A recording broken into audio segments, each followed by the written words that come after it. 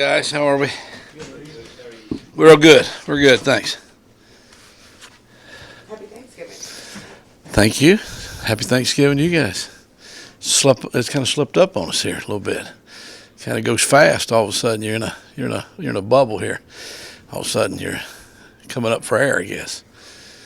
Coach, I know you guys as a staff are on Temple, but We are definitely on the Temple, yes.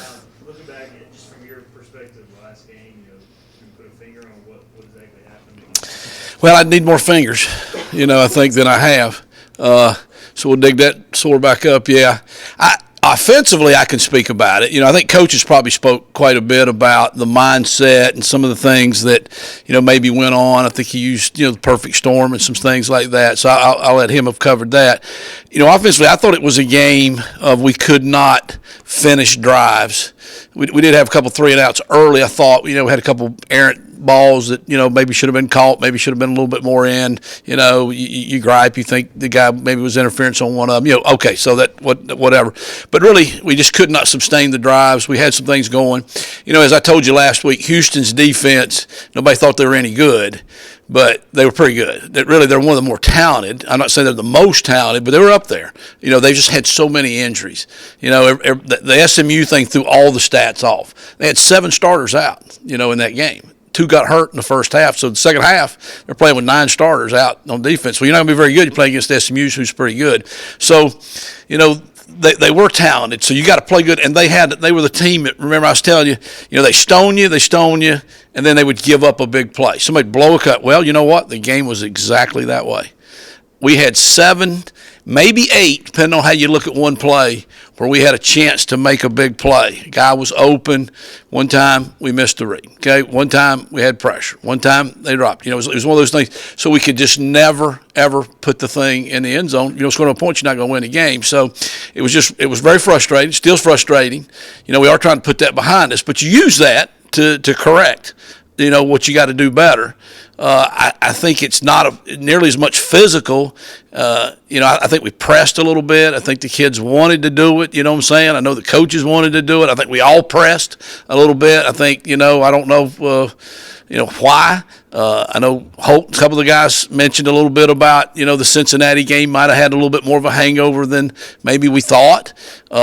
We all know that happens from time to time. Coach never talks about conference championships or really doesn't talk a lot about winning the game. He talks more about the process and what you do to be successful. So I don't think we had put too much into the conference, but the kids hear all that. I think they wanted that. I know the seniors wanted that. So I guess that knocked us out of it. Did we lose a little of our edge? Because you got to have a lot of edge now. You're playing at this level. You're playing good teams every week, and you got to play your best. Houston's on a roll. They've won 5 of 6. You look at it, if they win Saturday, which you still have to go win, they'll be 6-2 in the league. Only the team that wins between Cincinnati and Tulane will have a better record, so they'll tie for second. So they're a quality team. Now, should we lose like that? No way. No way. That's something we got to do better. And hopefully we'll play better this week because Temple's a good team too. You know what I'm saying? Temple's a much improved team. They don't have a great record. I get that, the whole bit. Stan's done a great job. Stan was a GA for us when I was at Eastern Michigan. So I've known him for a long time. He's had a lot of great jobs. He's a good guy. He's brought a lot of enthusiasm to their program. And right now they're not putting any pressure on themselves to win. They're putting pressure on themselves just to go play good. And they're doing that. They're playing hard. Every game they're playing hard. They had a disastrous game against Central Florida. But really all the other games, they've been in there and they've competed. So I think they're 5th in the nation in sacks. That's pretty good. So I know that there's some things we're very concerned about. It'll be a good game. Philadelphia. Late winter, I don't know. I think the weather's going to be pretty kind to us. I don't think it'll be a crowd noise deal, but it surely won't be a motivational deal either from that. You know what I'm saying? So you're always concerned about those things as a coach. That's probably more than you wanted. You were able to get Mason Garcia some snaps. Yeah. What is the ideal situation for him going into Saturday if you had an ideal situation concerning him and playing time? Well, I just think that, anytime we could get him in there, I really wanted to get him in there more. And I think it was such a frustrating game that, and it being senior day, I sure didn't want to just take Holton out because really, he just wanted to be in there so much. And, we really tried to take Keaton out, and he just ran in there. He just, because he just wanted to do better. They just all felt so bad, as we all did. As coaches, we all did. Everybody in the organization felt bad, like, okay, we just did not perform well today. So I wish I could have gotten him in more. I hope we can get him in some. I just think every little bit he gets to play makes him prepare better. In practice, when you say, hey, you got to be ready this week, you're one snap away, and you are. And then you don't get in because Holton's just tough now. There's a lot of backup quarterbacks that would have played a lot if the other guy, somebody besides him, would have been the starter, because they wouldn't have went back in there. And he keeps going back in there, and it's his deal. It's his year. It's his team. So we're not going to take him out of there. But every little bit when he gets in, then I can just see it lifts him up to, I'm relaxed. I'm ready to go. I'm going to practice harder. I know this, my time is coming. And that's an exciting thing for me, too, that his time is coming. It'll be very sad for Holton to leave, but as a coach, you kind of live for two things. One guy getting good and doing what he can do, and then him graduating and moving on to something bigger and better. And then you live for the next one starting and seeing his journey. And so I'm excited about that, too. You mentioned the pass rush, and it's more than just one guy, but also – your offensive line has done a hell of a job keeping Holton off his back. Yeah. Just what are your thoughts on that matchup this week? It's not a one-on-one matchup thing that I think concerns us. They just have some good little schemes, some good little twists, some good blitzes. They're not a big blitz team. So when a team doesn't blitz all the time, it's kind of like fastball, ooh, suck. That was the dang all-speed pitch. You make it look silly right there. And that's what happens to you, and that's what they do a good job. Just base. Ooh, there came the gimmick. Your back better not forget to check his guy. You know what I'm saying? You better get the ID right. You better get the twist right. So that's how they've done it. Really, I think Varner, number 9, we've been told is going to be out. Now, you know how that is. You never know. Sometimes they'll limp out there, but supposedly he broke his foot. So he was probably their most dominant individual pass rusher.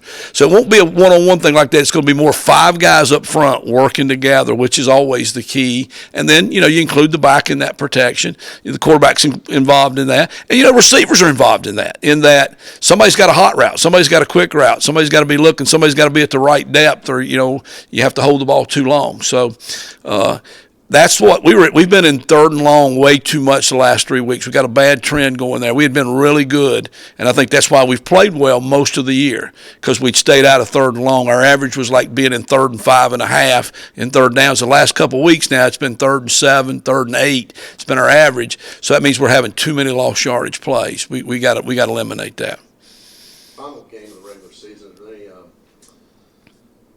plays left in the playbook that we haven't seen yet? Well, kind of emptied it out already? No, I think there's always things, and you have new things, and sometimes you practice them all week and you don't get a chance to run them because other type plays are, they're down, specific. They're on the field specific. It's a red zone play, it's a goal line play, it's a 3rd down play or stuff like that, or maybe it's a 1st down play that you need a 1st down.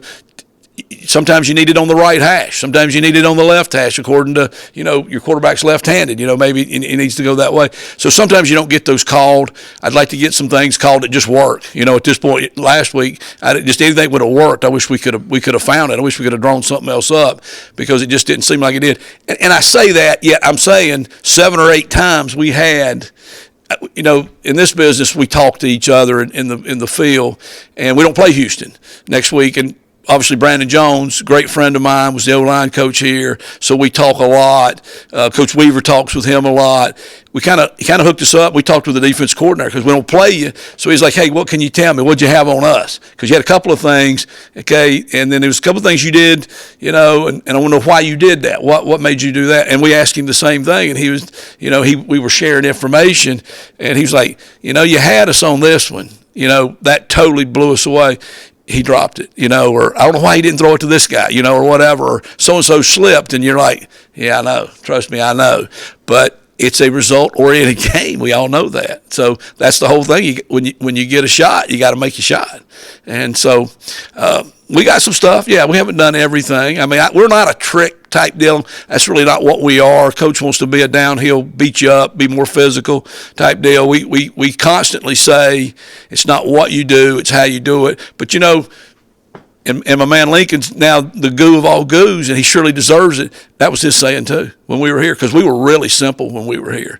I mean, literally, we dropped back. The guys ran good routes. The guy threw it good. We blocked them good. When we had backs that ran good, we were really good on offense. We had back-to-back 1,000-yard rushers, which we have now, I guess. And I really felt like we were trending in the right direction. We came home from Utah. I was feeling really good about where we were going. And not that I'm feeling bad now. I'm just feeling like it's time to get the brakes on, get it turned around. I like to finish good here. I think we have probably 2 games. I think that's safe to say.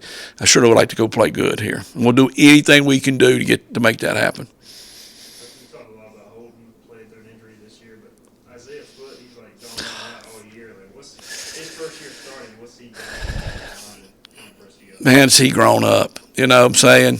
3 years ago, he's one of those guys you're thinking, come on, man, you got to grow up. And he has. And it just shows in his toughness, because I think he's playing with 4 injuries right now.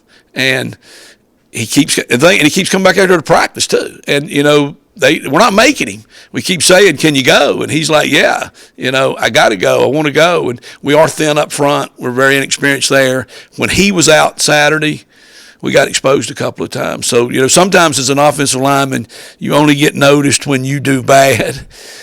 You also get noticed probably when you're out and the other guy does bad or something. Then you go like, wow, we really miss him. He is better. So you go give him an extra hug. So, yeah.